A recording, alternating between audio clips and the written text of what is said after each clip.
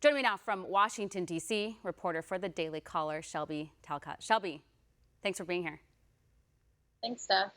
So Shelby, we've had you on the show a few times to talk about a lot of the protests, and the Daily Caller has sent out you, Richie, Jorge, and a few others from the Daily Caller to cover these protests. And this one is very different, and I just can't even imagine what you're going through in that experience, because you were there, you witnessed it.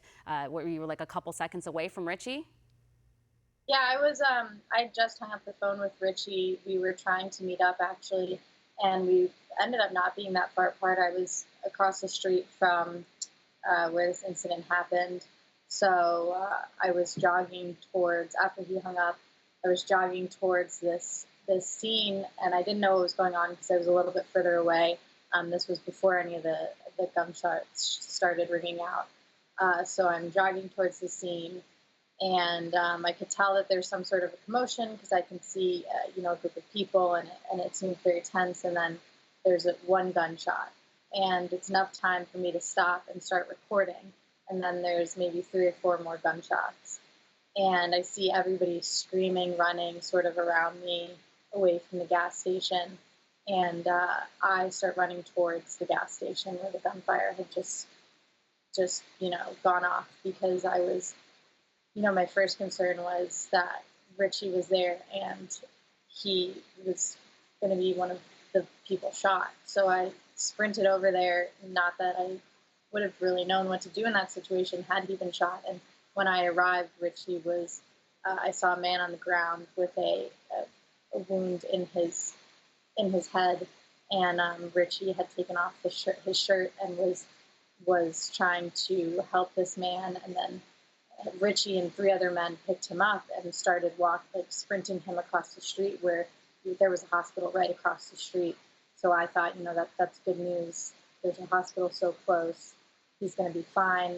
They, sort of pushed him into the trunk of a car, sped off with Richie in the back seat with the victim, or the trunk of the car with the victim. And then I sort of didn't know what to do, so I wandered back towards the gas station, and then more gunfire erupted. So I sprinted with 2 other individuals that I don't know and hid behind the car, and then there were fireworks going off behind us, and this all happened within maybe 6 minutes. Yeah, I mean, and it probably felt like an eternity. And when you're in that situation and there's just so much going on, you don't even realize how dangerous it is. I mean, just because there had been one shot, there could have been multiple shots. I mean, it doesn't mean that it was over. And as I mentioned in the intro, Richie's a friend, and we've all worked together for several years. So I'm not surprised, because he's no stranger to danger. But it was very brave of him to step in, not knowing the situation. And I can't believe that you ran in to go check things out. How do you feel about that? I mean, just after everything that you saw, because going out there, I mean, you've seen violence at the protests. Obviously, you've actually kind of been attacked as well. But like gunshots and someone's body who's in front of you who's died. Yeah, it's different. You don't expect that to ever happen. You know that these situations are really tense and can get violent, but people dying is a whole different ballpark. And I'm just glad that our whole team was okay, and things ended up being okay for our team. Of course, 2 people died, but it just goes to show that these situations can get really violent really fast, to the point where people do die. Yeah, I remember seeing on social media, and people were messaging me because it was kind of late at night when I saw it, and I immediately text messaged you guys to see if you were okay. I mean, it was really terrifying. It made me want to cry.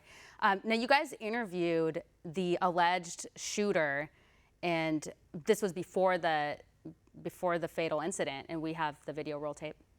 What brought you out here tonight? You just wanted to provide medical attention? Provide medical attention to people that need it. If somebody's injured, like, you get hurt, I'm grabbing you. Oh, so you're a certified EMT? Yeah. Gotcha. And do you work as an EMT normally? Yes, sir. I just got the thing. I'm a lifeguard normally. I got my ALS. Gotcha. Want to see more videos like this? Click on the link below and subscribe to One America News on YouTube, and call your cable provider and kindly demand that One America News is added to your lineup. Call and subscribe today.